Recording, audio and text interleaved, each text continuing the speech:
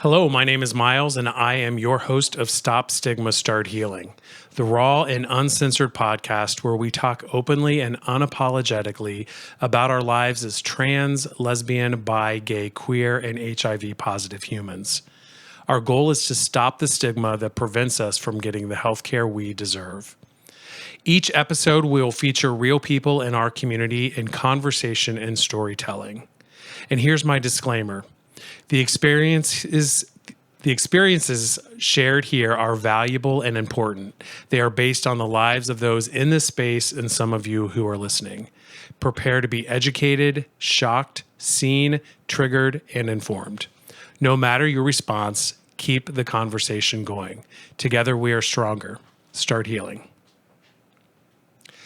So welcome. Today's topic, and I didn't really have a great name for it. So if you've been listening to the podcast, a previous episode, we talked about the experiences of long-term survivors of HIV and AIDS.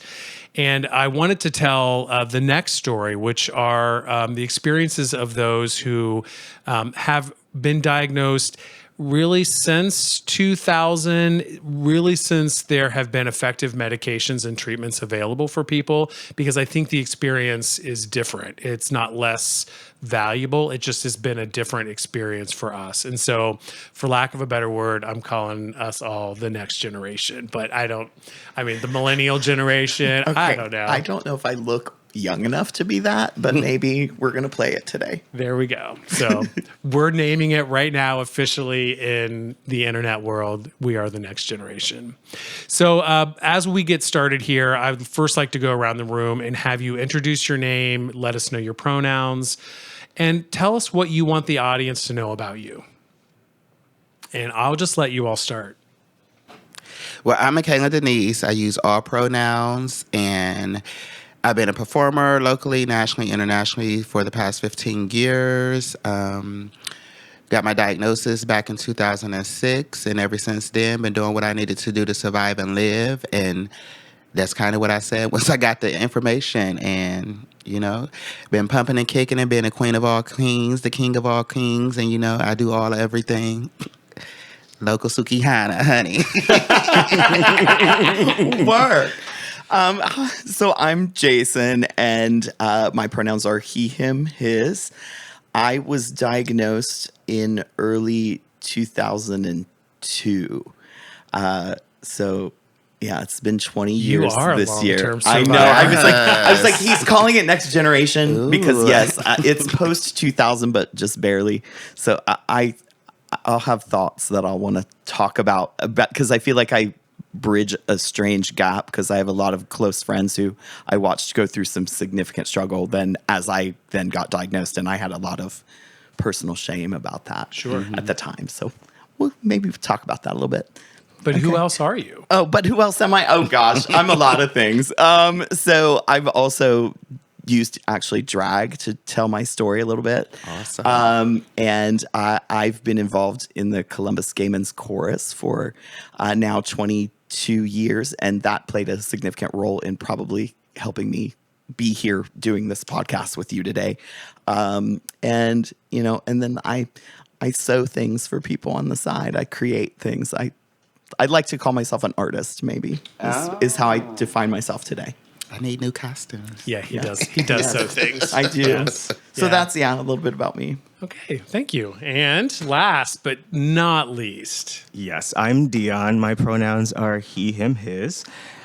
So I was diagnosed back in 2013, so it's been a while. But, like Michaela's, I've been doing the things that I need to do to keep myself healthy, living a great life, feel great, feel wonderful. So I'm also a performer in the Columbus Gay Men's Chorus, and I've been with the chorus for about 4 years now. And, very heavily involved in the art scene as both a entertainer and also as a patron. So it's interesting the people I've met and the experiences I've had with people similar to me in both facets of my life. great. So the first question I want to toss out is, and this is where you really tell us about your story, what you want to tell us about maybe when you were diagnosed, what led you to this point today. And there again, we don't have to keep going in the same circle. Just whoever wants to step in first can jump in. Oh, I'm antsy, so I'm just going to go. And strangely enough, I think I have a little bit of anxiety just to keep it real about doing this podcast, even at 22 years out, because still sometimes I don't always feel super settled in my brain about my diagnosis. And emotions are okay. And I think that's great for listeners to hear that although we're here speaking about this is still pretty emotionally charged stuff for us. Sweet. So at the time that I got diagnosed, ironically, I was participating in a study at Ohio State, and I was at their clinical trials unit doing basically an interview type study where they just wanted to know what someone like me, a guy who was in his, at the time, late 20s and single and going out to nightclubs and hooking up with people. I was very sexually active at the time and not necessarily making the best choices for myself. And I was coming out of some other trauma. So I want to just put that out into the world, because one of the things that I can reconcile with today is that I was a victim of several different kinds of abuse. And so that came through my childhood sexually. And then I joined the military to try and make my life work, and then later got kicked out of the military for being gay. And so that all kind of transpired before any of this. And so I wasn't always making the safest choices for me, especially when it came to trusting people that I was being sexual with and not having conversations. And HIV and AIDS was clearly around. And so when it happened, a lot of people kind of were like, but you know better. So I got that a lot from peers around me at the time, but you know what to do. But yeah. So what'd you expect? Right. Yeah. So I didn't necessarily feel a lot of initially support.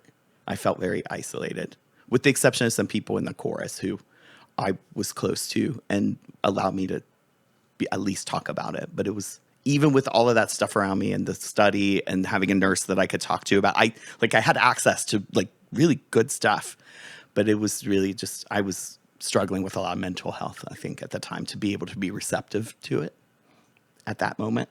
So that was kind of the initial part. It got better, I promise. I would say for myself, I came out in 2005, been gay since birth, knew that since birth, been every letter under the sun. So I can say I was born bi curious and played around and figured out. So I had lost my dad at 15 and a half. So I kind of say I was out there in a quest for love and the attention of male love, unconditional male love, because I had such a great relationship with my father, and it was just always just general unconditional love, no matter what I did, no matter what it was. And my mom always kind of made me go to my dad for a lot of stuff. So losing him and going through those things or whatever, I was just heartbroken from that age of 15 and all the way up. So about time 19 came, after I graduated high school at 17, I decided to come out. And so I was going out to the clubs and stuff, hanging out. And so by then, I had messed with 2 guys. And then who I contracted from was the third guy, but my first boyfriend. So I know the night that it happened. I know what led up to it. So it wasn't. So me having that understanding, I guess I didn't go into a deep depression about it, because I knew and I know what happened. But what led up to trying to go get tested was I had wound up going to the hospital, and I thought it was because I was just eating Little Debbie's by the box load from smoking weed all the time and partying and hanging out. And so we go to the hospital, and he was they ran all the tests, and they was well, nothing is coming up. And then he was do you think you could have possibly contracted HIV? I'm well, hell, I don't know. I mean, my boyfriend right here. I mean, I'm not naive to the fact, but coming out in 2005, during that time frame, we didn't really have a lot of POC representation or Black folks speaking on their experiences and stuff. So it was a lot of miseducation within the community. Even though you knew HIV was around, it was a lot of misunderstanding how things was. And all we knew in the Black community was Eazy-E died from HIV. Magic Johnson was alive, but nobody knew how and what, and still to this day, nobody really understands and knows how, even with his wife and children never contracting. So I got I went down, the guy I was with prior, he was with somebody that was positive, so I was like, can you take me where you go get tested at? And first test, first results, and like the lady, she was just shocked. She was like, are you okay? Are you fine? I'm like, yeah, like what do I gotta do to survive? She gave me my red folder of information, and that week I just did what I had to do, and I did a lot on my own. 6 years I didn't tell nobody in my family, nobody close to me, only the person who I contracted from, the person who took me to get tested, and I told one of my dearest best friends at the time. She was hurt because she felt like she pushed me into the guy when we was at the after hours. I'm like, it's not your fault. Like, young, I was in love, but also full of being around lust. I'm like, you smoke and drink and go to the club, twerk team and grinding, and went home and both had a fully versatile night. So I was like, I know it. I played a part. So I didn't like beat myself up about him per se, but I beat myself up because I was like, you should have used protection, you should have. But I was like, in that moment of lust, you're not thinking about that. In that moment of, oh, somebody's attracted to me, somebody wants to be with me. And it was a guy I had a big crush on. And I think he tried to tell me for so long, like, we want the same thing. No, you want me. We don't want the same thing. Like, but I think he was trying to tell me, but without disclosing and telling me, to try to push me away. But I was so persistent on, you the hottest man I see, and I want you, and you want me. And he like, no, you do want me. And so that's why it's like, I can't blame him fully because I have to take blame for myself. And so like, that's what I've always tried to explain to people. Like, you can be upset all you want, but you still got to figure out what happened and why you didn't play your part to do your protection needs also. Wow, there's a lot to unpack there. I was going to say, I feel like I want to revisit a couple things too. Yeah. So, but before we do that, we'll liven the mic over here for baby Dion. Well, my story is not quite as interesting. It is. But so my journey began shortly after I became a single man. Like many single gay men, I just decided that I wanted to explore all of the options out there. And so I did. Had many fun nights with many different people. And met a guy. We started dating. And one day he decided, hey, let's just go get some blood work done. Just routine blood work, I'm like, I said, okay, why not? Like, I felt great. I said, I don't think anything's wrong. So we went and got regular blood work done. So me being the curious person I am, I kind of looked at the results and saw that my white blood cells were a little off from what they should be. And so that got me thinking, well, maybe something's wrong. Maybe my body's fighting off some sort of infection. Like, I don't know what's going on. Let me get tested for HIV. So he came over to my house one day, about a week later, and I drove out to get tested and, something that I would do pretty regularly anyway. So I went out and got tested, and the result came back positive, and I was dumbfounded. Like, I didn't think this could happen to me. I was young. I was invincible. I thought that, I could fight anything. Like, HIV's for other people, not for me. And so when the person told me this, I'm just sitting there in shock. And like, literally, like, my vision was blurry. Like, I couldn't hear what she was saying. I'm like, what the hell's going on? And she kept asking me, are you okay? Are you okay? Are you okay? And I'm not, obviously. So we sat there for about 20 minutes and, she tried to talk to me and get me to talk back. And finally I did. And, she gave me paperwork and told me next steps. So that drive home was probably the longest drive home of my life. Just going through all these scenarios in my head and thinking that I'm going to die and just not knowing what's happening next. So I get back to my apartment and tell him, and he just reaches his arms out and gives me a big hug and tells me it's going to be okay. And in that moment, I just broke down. I cried for about 20 minutes, just not knowing that I had that support, but also, being scared to death, about what was going to happen next. So lucky for me, he was a healthcare professional. So he kind of got me hooked up with all kinds of services and people who were really receptive to our community, people within our community and our struggles. And so got the care I needed. After about a month or so, I kind of worked through in my head that, I want to live and I want to have a full and happy life, and I'm going to do whatever it takes to do that. And so I did, and I have been ever since. Yay! Yes. Yay! So I'm just going to pipe in and say that it's really cool to hear everybody share. I know that for me at the time, even though I had people around me, even to this day, when you vibe with people who are like have some commonality with you, no matter what we look like on the outside or like the feelings and the stuff going on inside is like it's really similar. And I think because of how isolated I just mentally was about lots of things, this just played into a narrative about me. And the more I do things like what we're doing right now, it lifts me out of that space. So thank you. I'm glad I'm here. And, even though I got the news from like a safe source and like people could talk to me, I still, it just was strange. Like, cause some of the friends that wanted to help me at the time were HIV negative people. And then I gravitated towards other HIV positive people because I was like, where do I go? What do I do? OSU had some services that they directed me towards. One of the weird things I think that was going on medically at the time was there was a conversation around, do you start medication right away or you don't? And so my diagnosis happened in this window of time where there was a couple of different theories about hold off.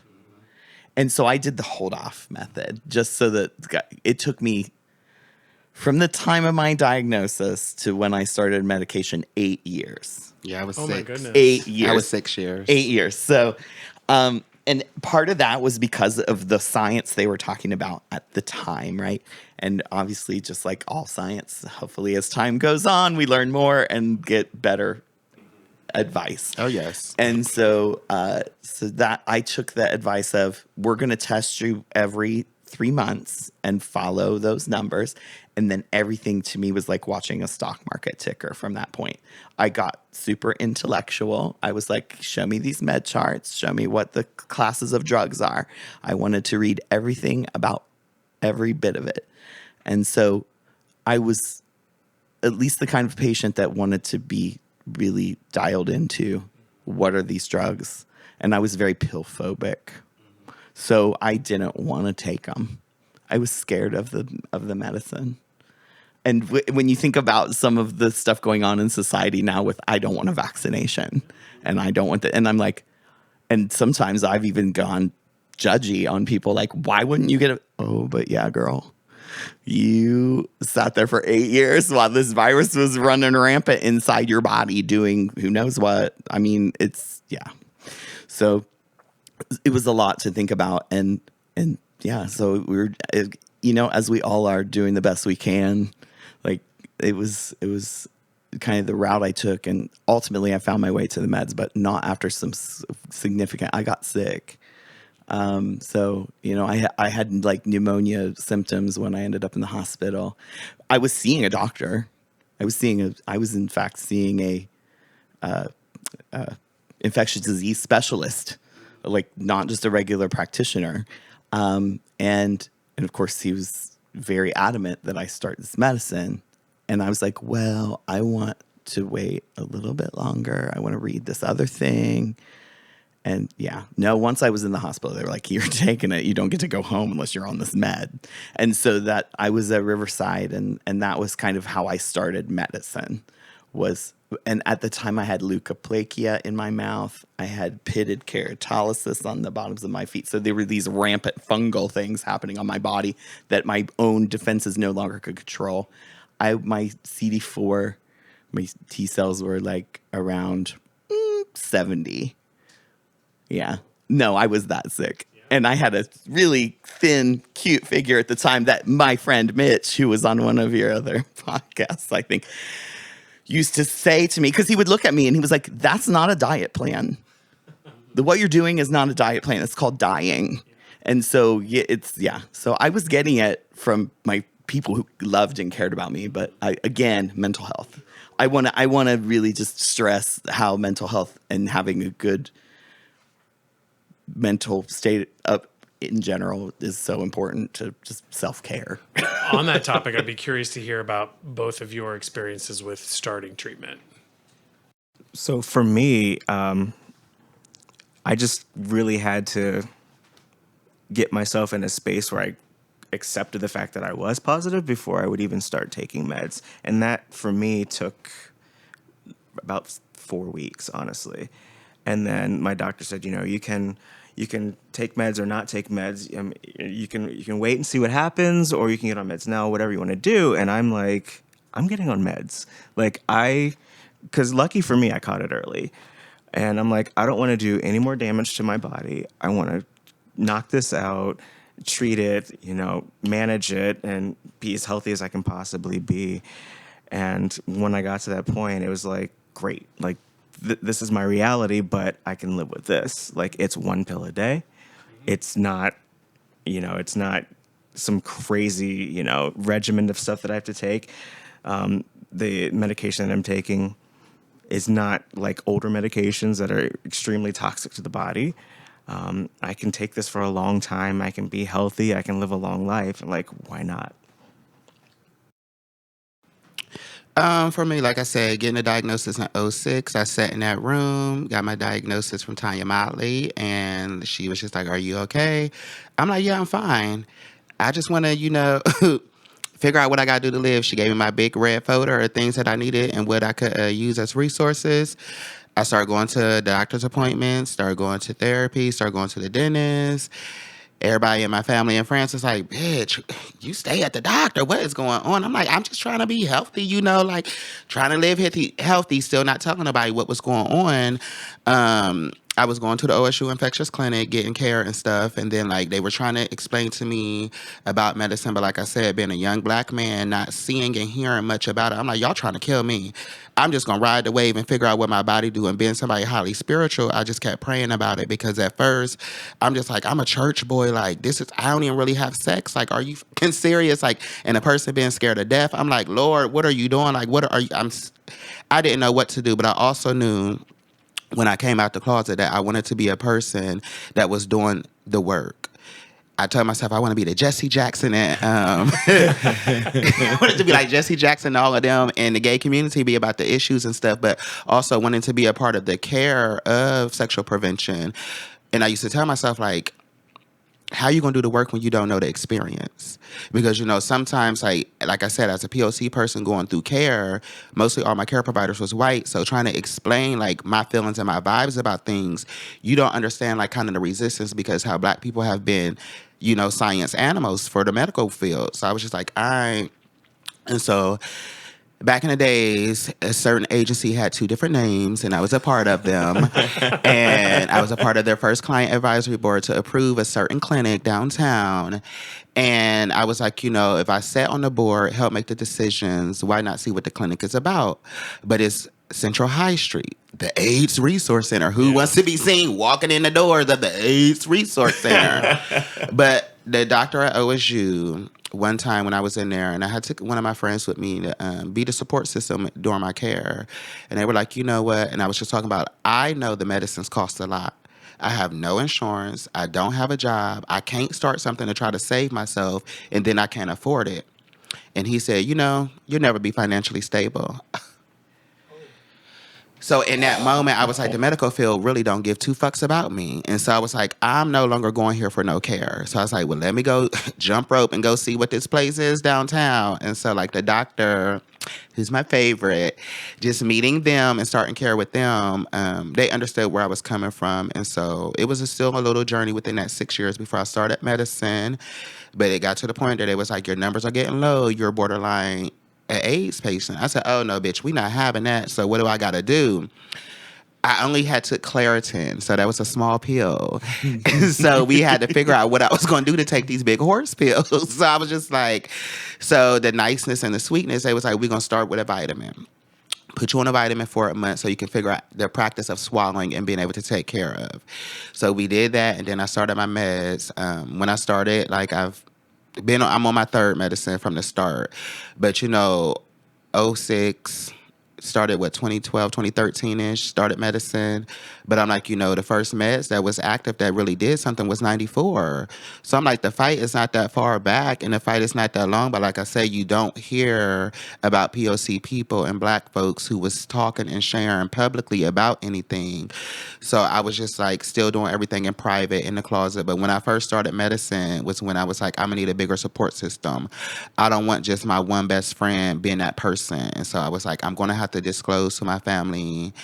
And that's what I did. I had a meeting and figure out or whatever. And they was like, well, yeah, start medicine. Like, da-da-da. Like, everybody was hurt and everything. But I'm like, it's my body. It's my life. I got to figure it out. Y'all don't have to deal with this. Like, my health is fine. But what I've always told everybody, your health, you can be 100% healthy being an HIV positive person, but it's the mental struggles, the mental battles, and it's the mental warfare.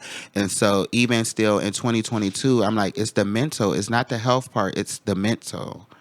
So, like, I went through a lot of stuff with that. And then, doing everything on my own in private, not sharing with people. I didn't go to support groups or anything. So I didn't really talk about it with nobody in the community. I just did what I needed to do to be healthy for me and to, like you said, study, learn.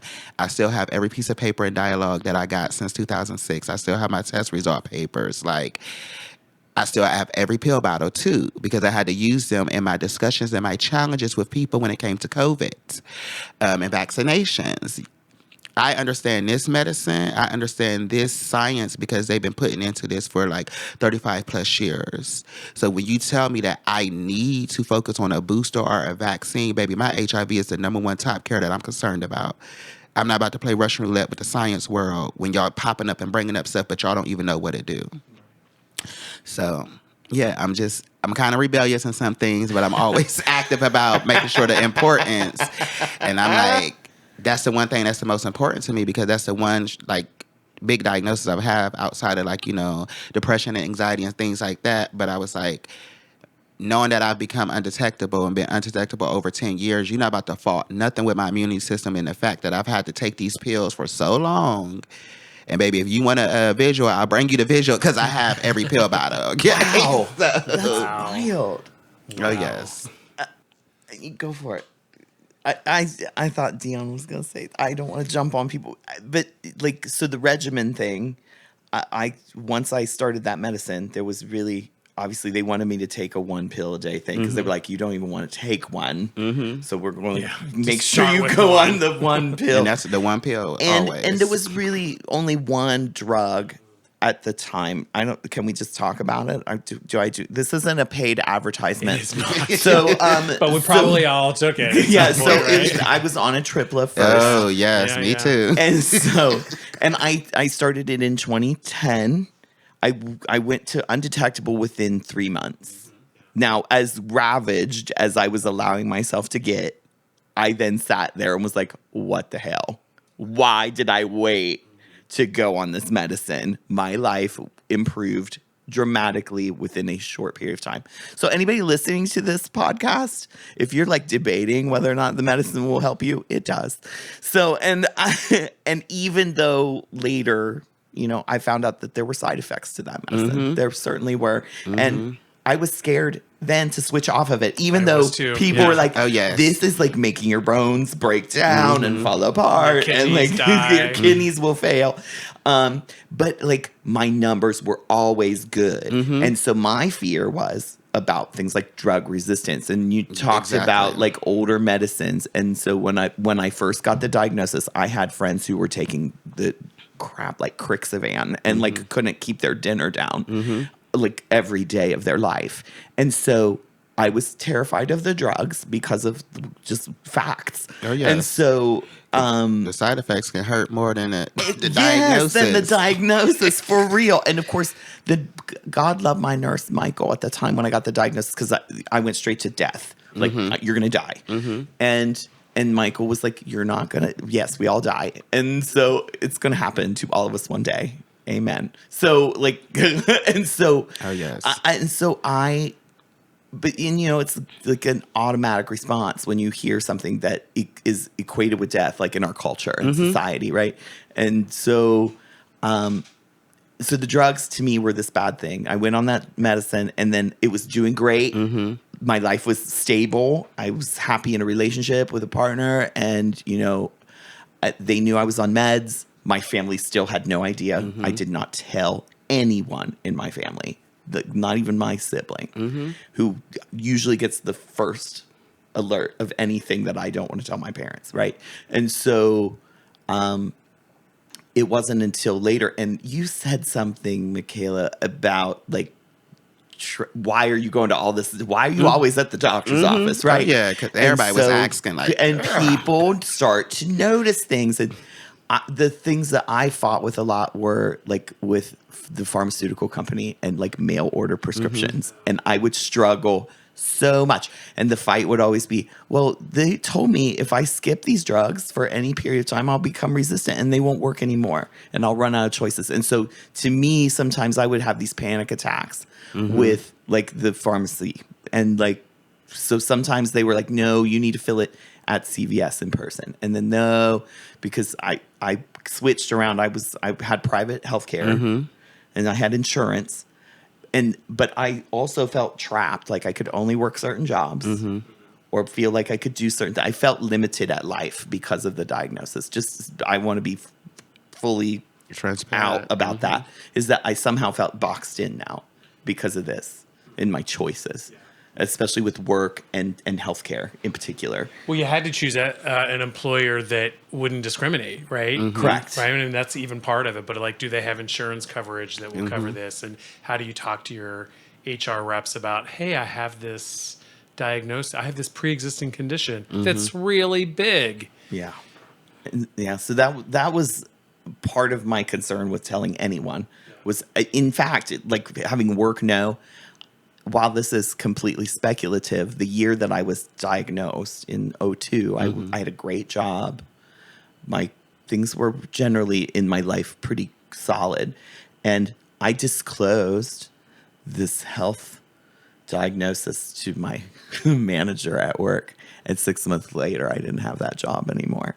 Whether or not I can prove that legally at this point, it doesn't matter. Yeah. But I definitely felt like it was a contributing factor at the time. The fear was still so high back then, like because people still all they knew was the 80s and early 80s and 90s, like the education factor. Even though there was work being done, it wasn't implemented in the communities and stuff. Because I was like, once I got into this work field, come to find out they was doing prep studies back in 2006 and stuff or whatever. I was like, well, hell, I got diagnosed in 2008. But it was in white male communities that they were doing the test study. So I was like, there could have been a whole heaping of people who may have not been contracted, but you know how the medical field works and what they do. And like you were saying about the just the different medicines and things like that. Like, I was just like Slim Jim. I was like feeling like I was cute. I didn't want to be a twink, but I was like, I always had a little thickness, but I was like, ooh, I was nice. And so a lot of people couldn't tell because I was always active. Like, especially when I started doing drag or even when I went to hair school, like everybody's like, you still reaching dreams and accomplish stuff nobody would have never knew. And then even with the medicine, when I started, like I had wind up being in a housing program and things like that because they told me, they was like, well, what if you stand with somebody and you tell them and they put you out? Because at first I didn't want to do the housing program. I was like, girl, that's gonna link me. Like, but then I had to think about the realities, like your health, and you go through something, you don't want to be stuck on the street. Then when you're talking about the medicine and stuff, I was like, oh, well, getting stuff sent to people, then they would know. So like, it was good that I was like top flight security of having housing by 2007. And so like, people still to this day, they was like, I would have never knew because bitch, you ain't seen nothing in your house. You ain't see no medicine. You ain't see no pamphlets. You ain't see no books. I'm like, I got everything, but baby, everything have its hiding place. So like, you're not gonna see and you're not gonna know. Like, the secret but then like, cabinet. even with the medicines and stuff, it was like, you went still to this day, talk to your doctors to figure out what's best. Because there was a point where it's like, well, I want to gain weight. So they switched me to a medicine that was going to allow me to gain weight, but then it had different side effects. And I think that was the mental stuff that still kept kicking in about different things. And then it was like, well, I don't want to be gaining all that weight. So can we switch it? But it was like trying to figure out, because I was like, at first, like I was always 156, 160. But then, like, when I look at pictures of me now from back then, I was like, ooh, bitch, you did look sick. But nobody knew and nobody could tell. But I was like, I was just small frame. Now that I'm a little thicker, it's just like, ooh, now you getting two. Because it was like, I always said, I was like, Lord, I want to be like 200. Yeah, right. Exactly. Like, give me some of that. Okay, we're going to have to figure out a balance now. Because I just want to be healthy, but no weight gain. And then, like, it was always the stomach thing. Like, that was an issue about the medicine. And still to this day, because I was like, I had a going to the same place, getting the continuous care for all the years that I've been in contract. One of the pharmacy folks that was like, your stomach is just like, it wasn't like that before. I was like, girl, shit, I know too. Like, can you tell me what's going on? They're like, what medicine you on? I was like, we done went through a few. I was like, girl, because I ain't had no midsection like this. Like, so yeah, like it's always like the education part, just staying educated. But yeah, like you said, even with jobs, like I feel like now, because I want to be more free in my storytelling or just sharing my diagnosis, because I was like, early on, I had people come and disclose to me without me even ever saying nothing. But I was like, I guess they felt a comfort or felt some type of like, you know something, or you, because you stay in the realm of doing community advocacy or doing stuff, being at these programs, being in these, like, you surrounded by this stuff. So I was like, you know, maybe I should say something and speak. But it was like the privacy of, this is my story, this is my life. Like, nobody has to deal with what I go through. But then also, you go public, the judgment, the this, the that. Like, a bitch still single, even though I feel like, what's the tea? But a lot of people say I'm just too secure. And I think because I have a saying and slogan that I live by, every negative can be turned into a positive, and every positive can be turned into a greater positive. My positive diagnosis did not take me into a negative realm, but I reassured and found more positive things to do. And so, like, in everything that I do, it's just all surrounded by positivity. And people are like, you just so positive, you just so positive. Like, I am, but like, I feel like I don't have to share it in that sense of disclosing, because it's like, you just, so everything you do, like, yeah, like everything is a positive feat for me, or everything should be turned around into something positive. Like, and I think it's just weird that, like, in the world, a positive is celebrated, but in health, positive means something negative. Even with other test results, if you get a positive, it's the end of the world for people. Even with a pregnancy test, you get a positive, it could be the end of the world, or it could be so. Yeah. Right. So I feel like medical real, they need to find some realm to flip it to where it's like, because I was like, baby, negative should be like, because baby, it's some of the negative folks who are the most at risk, and those who don't want to get tested are really. So I'm like, the positive folks, you know, we surviving and living, trying to do what we got to do, and trying to share that with other people to make sure, like, you don't have to convert or you don't have to, but like, I've always said it's everyone's personal choice and how they want to go about their personal health. Because being out there being a tester, it was so hard trying to tell people, like, your personal health is the most important, especially if you're a serial tester and you keep coming back, like, and you can't put I in those type of situations. Like, baby, my first test was the test. I don't know what a negative test result is. I don't know what that feeling is. So it's just like, to see you be able to come back in and get it and still be like, I don't want PrEP or I don't want condoms. Like, baby, if you would have told me back in 2008 that it was a pill out there called PrEP to keep you HIV negative, I've been popping it like Tic Tacs and bubble gum. Yes, like, everyone get on it. So, like, this isn't a commercial, but do it. I've heard all three of you talk about, there's the medical component to this, but there's also the mental health piece. And since we are here around stigma and starting to heal, what are your thoughts about what sort of mental health support you needed then that maybe didn't exist or you got, and or what would even be helpful now, and maybe what those challenges or barriers have been for you?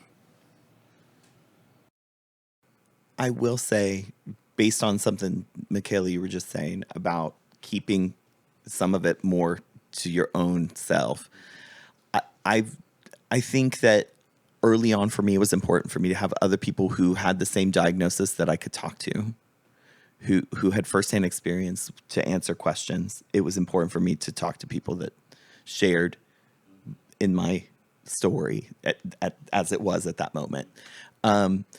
Now there's really power in me disclosing it to people and saying, no, I actually am doing well. My life is good. Part of why it's good is because I took care of myself and did things and reached out and asked for help.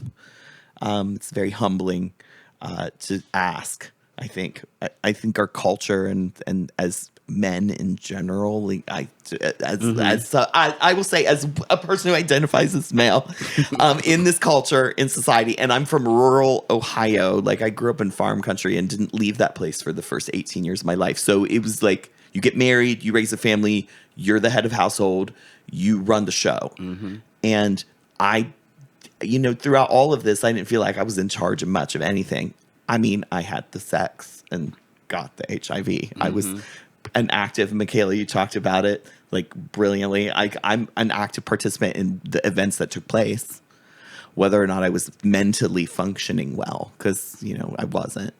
But I take my side of the responsibility and try to leave the rest be, because everybody else has their own stuff. And knowing how to know where I stop and the other part starts sometimes is a gray area for me in my mental health. But sharing my story is what helps my mental health now. Talking my truth helps my mental health. The more I've put it out, other people then come to me and say, help, I'm struggling with this. And so then it's beautiful that you're putting yourself out there so much to help people, because that to me is the cure. It is to put yourself out and be a helpful person. It's really where my joy is now. Dion, how about you? So I really want to echo everything that Jason said. Like for me, like initially having that one person to be that support system was everything. Granted, he wasn't positive, but he helped me like kind of mentally just like work through it and process everything.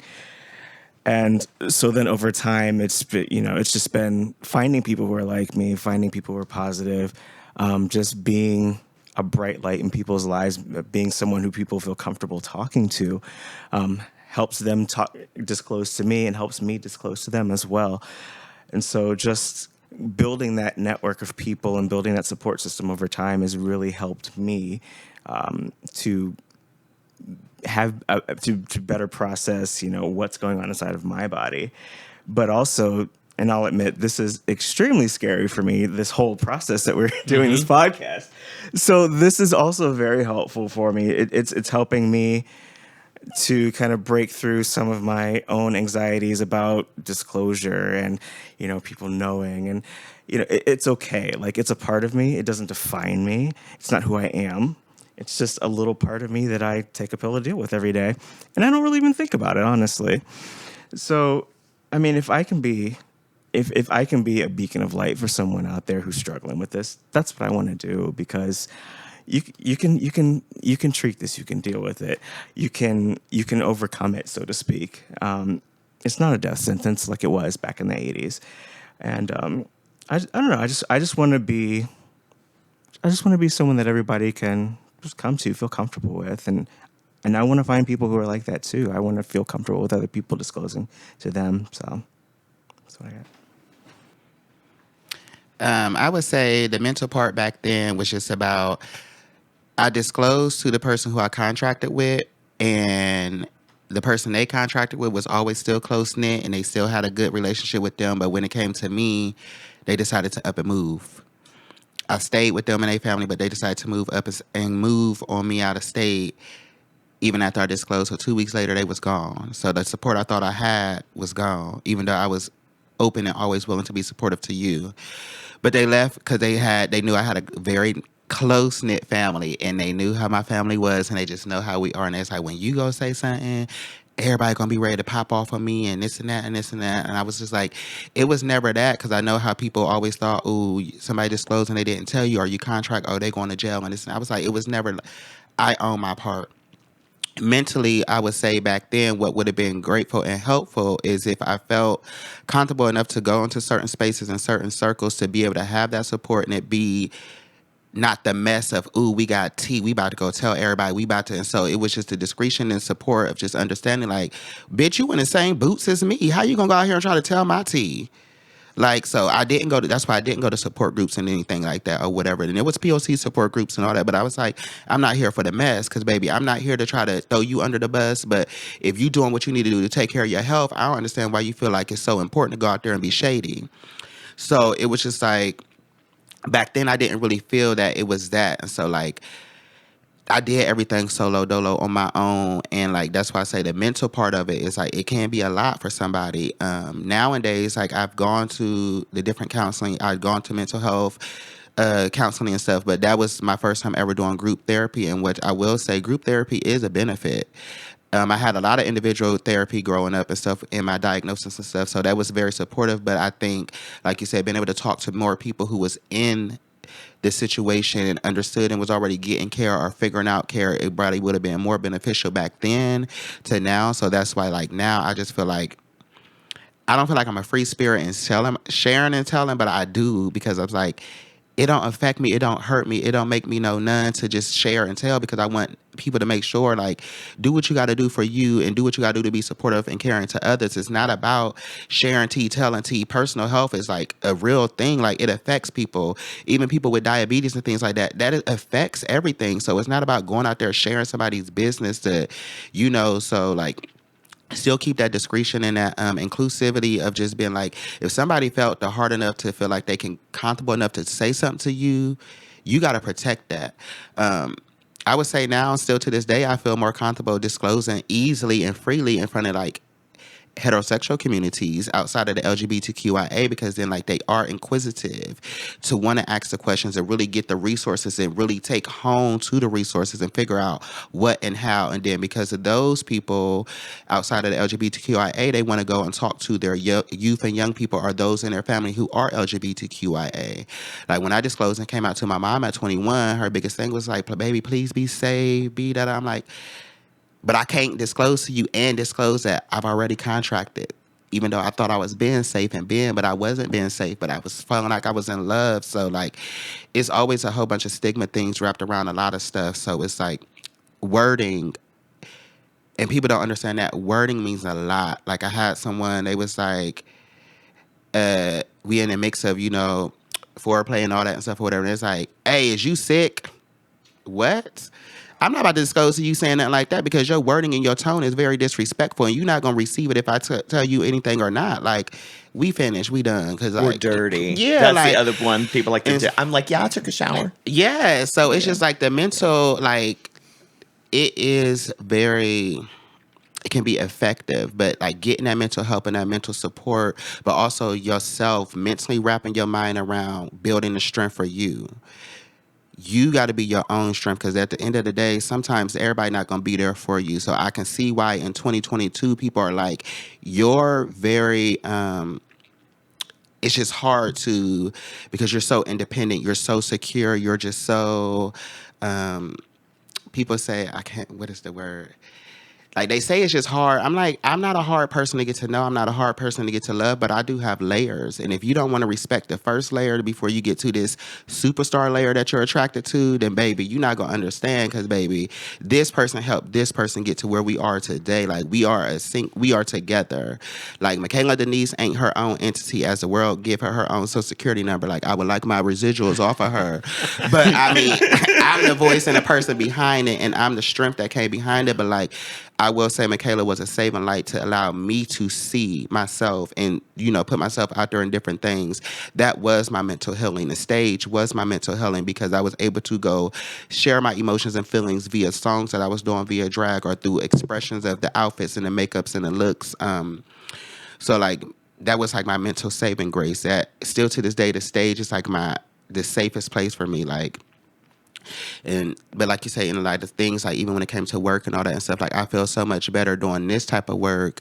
Like, and then when I'm in other avenues of trying to do something, I feel like it's regular, but like I feel more of a vessel to do what I am, to try to help the community, to help educate, be better, and try to make sure the resources to get into the proper areas and things like that. But always take heed to like support your friends, support your family. And if you know somebody who is positive or somebody battling, somebody scared of testing, figure out how to be that support system. Like the person who took me to go get tested was the person I lost my virginity to, but he was also somebody who had been with somebody who was positive. So his support was something long-lived and just so amazing. And then like when I think about my partner who I contracted from, like 3 years into me doing what I was doing, it was like, thank you.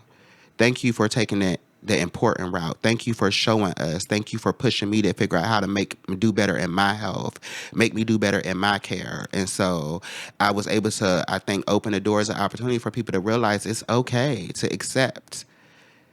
And that's the biggest thing. You got to have the first acceptance of yourself and your diagnosis first before anybody else is going to understand it.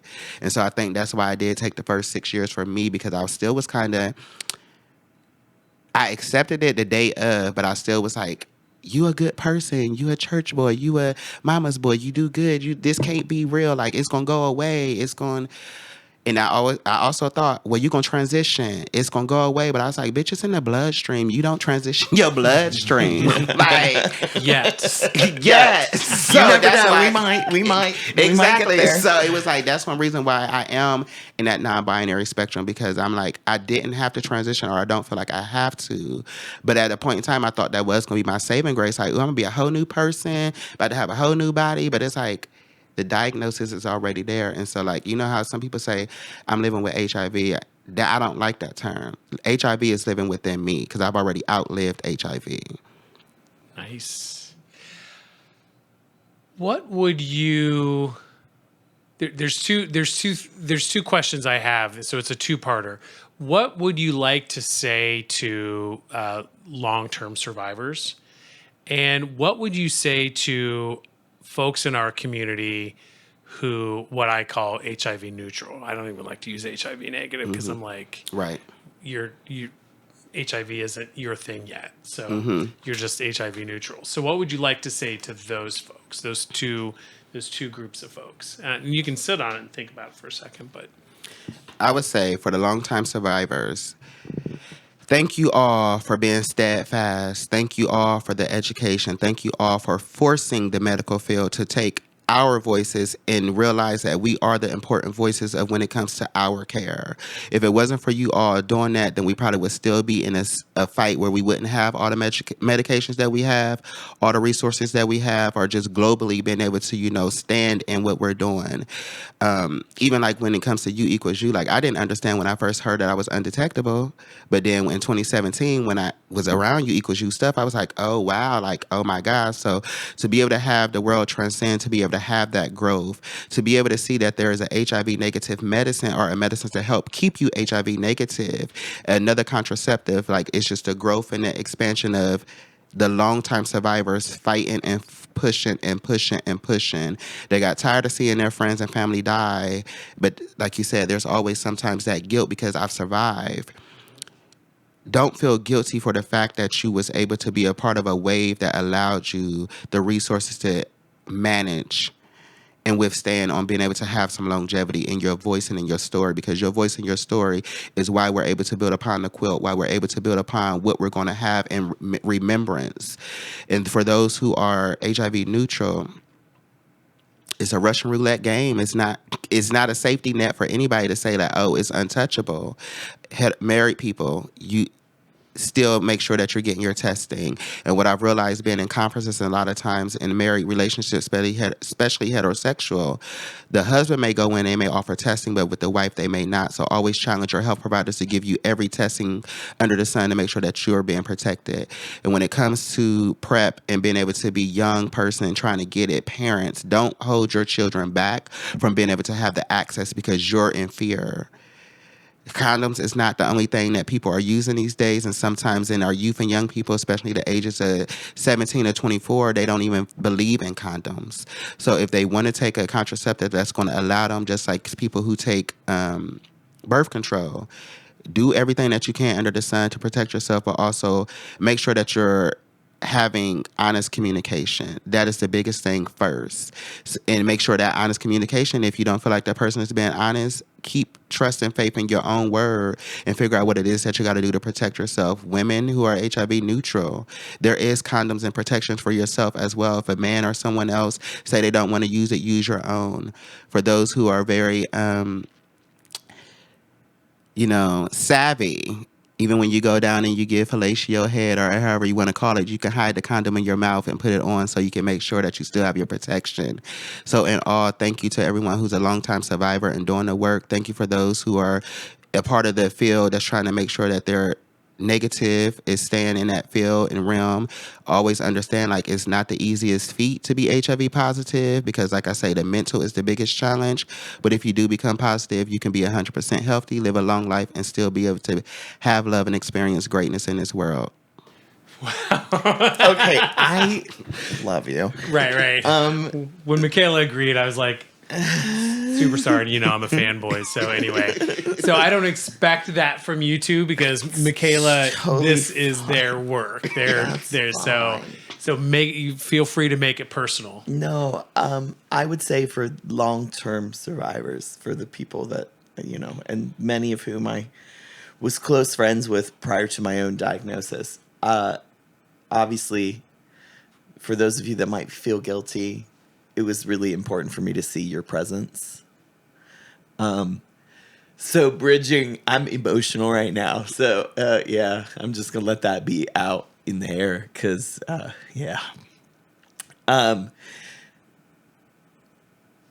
so thank you for being there. Thank you for persevering. Thank you for fighting.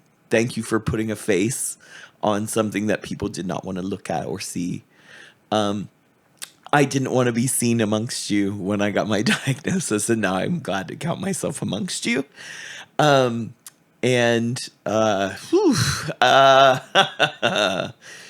those of you who are maybe in that HIV neutral place, prep. Just prep. Like, the one thing I will say as somebody who's been on meds a long time, it's a hassle. It's difficult. I mean, I get it.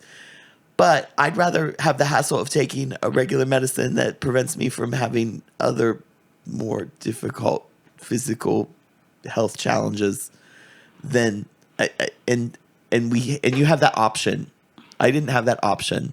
And Michaela said it. If I had that option and had known that that was an option, hell yes, I would have done that. And so don't be scared of that. I talked about being scared of medication and all of that. So I won't minimize that for you who are listening. Talk to people, find safe people, just find people who want to lift you up, because people who don't want to hear it are not caring for you.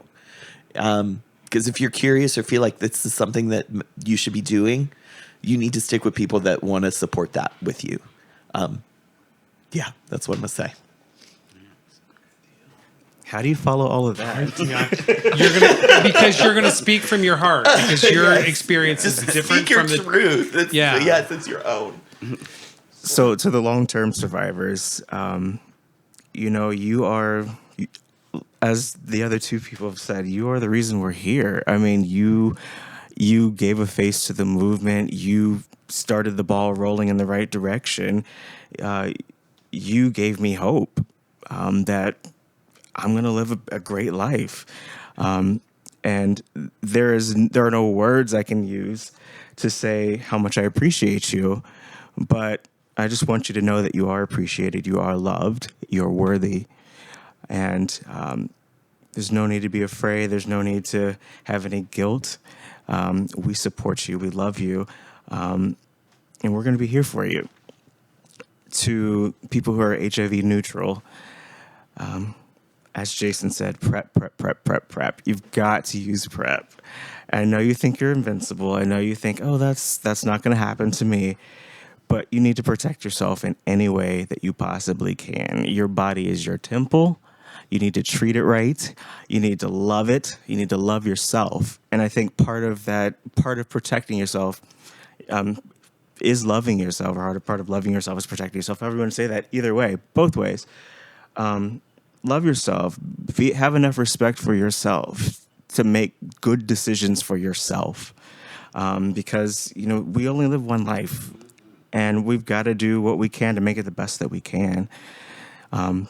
So get information, protect yourself, love yourself, and, talk to people.